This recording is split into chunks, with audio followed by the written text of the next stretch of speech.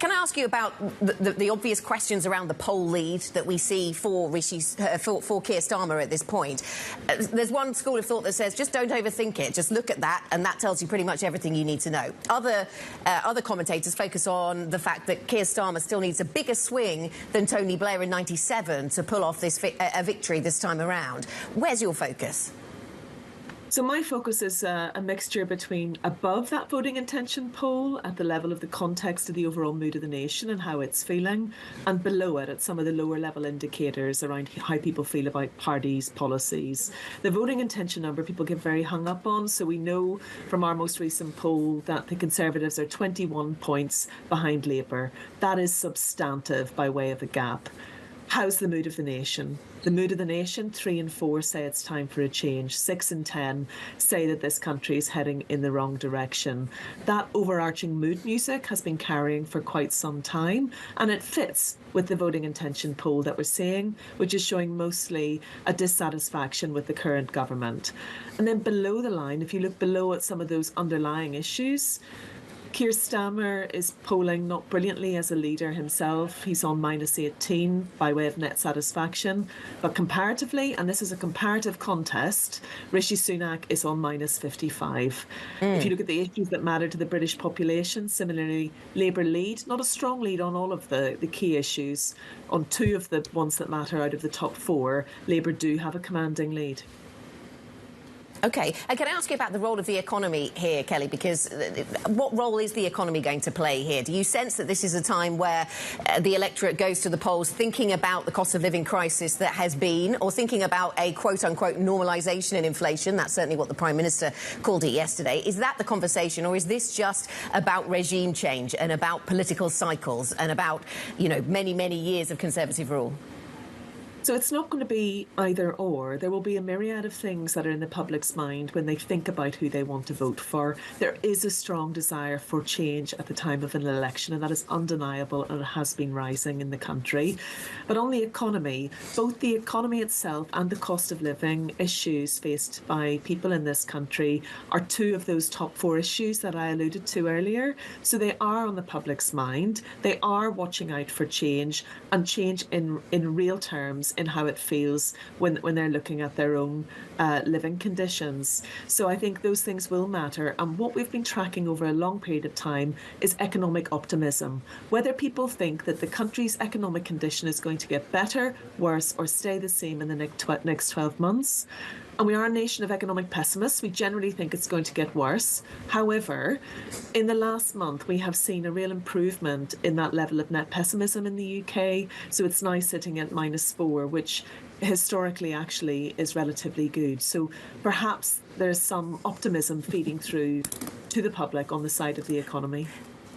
That seems so British, doesn't it? That we are celebrating an improvement in net pessimism. But please don't take it too far, because we don't want to become optimistic.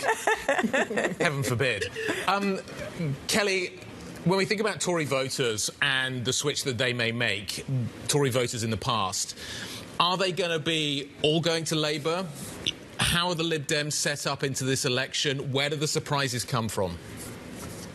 So just firstly, on the voting intention, around half of the people telling us that they're going to vote are also telling us that they might change their minds. And so there's still a proportion of the population which are persuadable that are in the mix. And I think both Labour and Conservatives will be very focused on those. From the Conservative 2019 voters and where they go. So yes, some to Labour, some to Reform, who will be, or say they will be standing through the election, and then some as well to Lib Dems and a small amount to Greens. So it's not just a Labour show by way of where they're going. There are other smaller parties that have been picking up some of that voting intention. But voting intention versus real votes, those are 2 different things. And we've got 6 weeks to go in the run into this election, and you could see the vote consolidate around the larger parties. OK. If we get it consolidating around the larger parties, I'm assuming that Labour is going to win a substantial majority. I'm trying to digest whether or not this is going to be that substantial majority, which would give the Labour Party the ability to push through the policies that it wants to deliver upon. But I'm wondering how big a majority we are looking at here. This is a key factor in terms of determining where policy is going to go next. Is your sense at the moment that that majority, that substantial majority, is there for the taking? I think what we're going to see over the next 6 weeks, so there's a lot of chat about whether the lead that Labour have is going to soften, and ultimately whether the majority will not be commanding enough, and we could end up in a situation where we have coalitions being spoken about at some point 6 weeks down the line. And what we can see is that there is a soft element to the Labour vote, and so looking at that, you would anticipate that we would start to see some of the lead that they have carved out, that 21 points, start to soften as we move into the campaign momentum, and people start really thinking and weighing up, what do I really want from the next government? Now, how that pans out and how that works, we're going to be watching very closely, but I would expect it to soften. The question is, how much? And of course, the Labour camp are very cautious and very focused on protecting as much of that lead as they possibly can, with those persuadable voters, that sort of up to 50% who are saying they're undecided, they're not really 100% sure. And we know that there's not a huge sway of those who have a great love for Labour necessarily within those who have switched. It's just they can't see themselves voting for the Conservative Party as it stands today. Kelly, as an outsider to UK politics, I think this is fascinating that even without any sort of manifesto or plan being laid out with Labour, people are still so convinced that they're going to be the next government in the UK. The core of that, though, seems to be public perception that the economy isn't improving. You mentioned this yourself. The cost of living story is still plaguing a lot of voters' minds. What changes that, though? What do they need to see to say, actually, things are better? So, as I mentioned, economic optimism or a reduction in pessimism, we have started to see that feed through. It doesn't mean that it's not still a top-of-mind issue for the British public. But some of the other issues have started to move up into the fore, like concern around public services and the NHS. So whilst they're starting to see some moves on the economy and cost of living, that just makes way for those other issues like public services and how well they can get access to the NHS, the length of the waiting list, etc. And we could see that becoming quite a decisive issue over the next 6 weeks of campaigning. Build on that for us a little bit here, again, for our international audience. When we're talking simply about not just the NHS, but when we're talking about cost of living, what is that specifically geared towards? Is that housing affordability, rentals, for example? Is that food prices? Is that even the potential of tariffs in the next 12 months or so? Childcare even. Where specifically does that hit?